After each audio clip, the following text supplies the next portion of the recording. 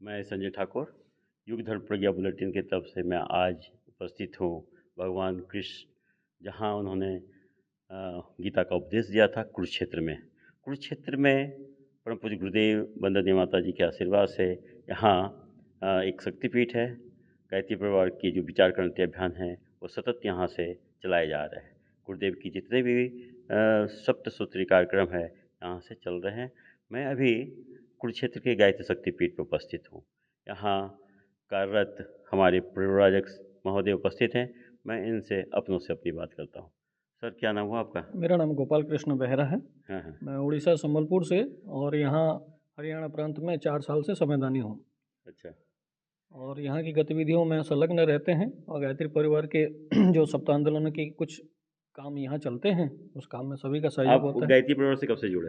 मैं 2007 से संवैधानिक कार्य करता हूँ और 2007 से ही मैं मिशन में जुड़ा हुआ था। आप अपना पूरा जीवन का बहुत बहुमूल्य मूल्यवान समय आपने गुरुदेव को दे दिया। आप भौतिक जीवन के लिए कुछ रखा कि नहीं आपने? नहीं, ये समाज राष्ट्र की उन्नति के लिए, किसी चेतना को अवतरित होने के लिए, उस शक्ति सामर्थ्य को धरा में उतारने के लिए सहयोगी चाहिए। हम सोचते हैं कि अपना जीवन धन्य है कि हम ऐसे गुरु सत्ताओं के सानिध्य में जुड़ के समाज राष्ट्र की उन्नति के लिए काम कर रहा है। आप कहाँ के रहने वाले? उड़ीसा संबलपुर से। उड़ीसा के रहने वाले। और आपके घर वाले नहीं बोले क्या आप पीला पीला पहन करके आप कहाँ चल जा रहे हो? नहीं, समाज राष्ट्र की उन्नति के लिए हर काम करने वाला व्यक्ति ही नौसैनिक है। और समाज राष्ट्र की उन्नति के लिए जैसे नौजवान सेना के लिए खड़े होते हैं, वैसे हम राष्ट्र के लिए अपने परिवार के समूचे साथ में लेके चलते हैं। आपको कैसा अनुभव हो रहा है इस कुरुक्षेत्र में काम करके, जहाँ भगवान कृष्ण ने अर्जुन को उपदेश दिया था? अद्भुत और अद्वितीय जगह है, क्योंकि यहाँ गीता का सार तत्व को कृष्ण ने जिस तरह से समझाई, यानी समाज राष्ट्र को चलाने की प्रक्रिया का ही दूसरा स्वरूप ही बताई थी।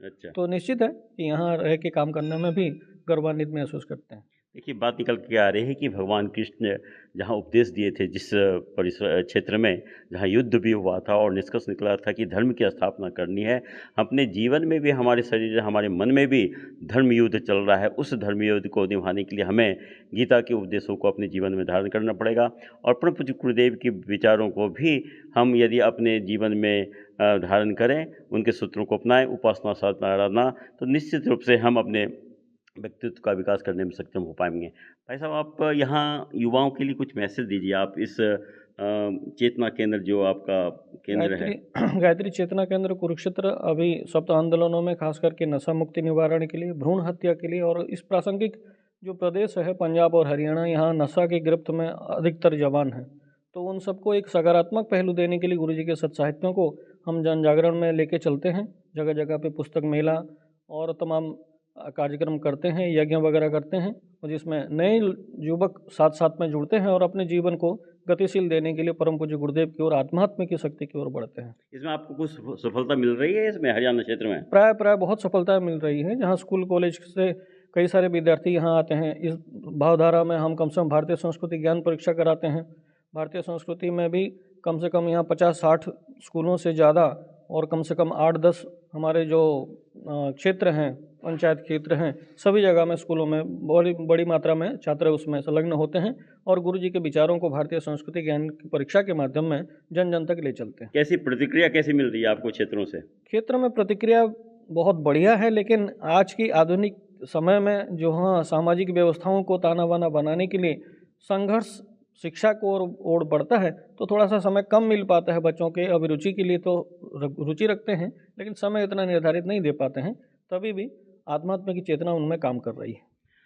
अभी AI का ज़माना है और साइंस काफ़ी आगे बढ़ चुका है, फिर भी हम बच्चे आज जो है अध्यात्म का सहारा लेकर के अपने तनाव प्रबंधन में योगदान दे रहे हैं। निश्चित रूप से आध्यात्मिक जीवन, भौतिक जीवन के साथ आध्यात्मिक उन्नति यदि किन्हीं को चाहिए तो आध्यात्मिक जीवन को अपनाना पड़ेगा। परम पूज्य गुरुदेव ने कहा कि आत्म पुरस्कार की साधना का ये नाम अध्यात्म है।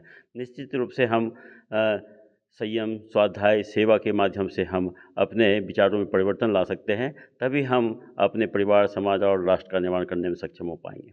बहुत बहुत धन्यवाद। प्रणाम आपका।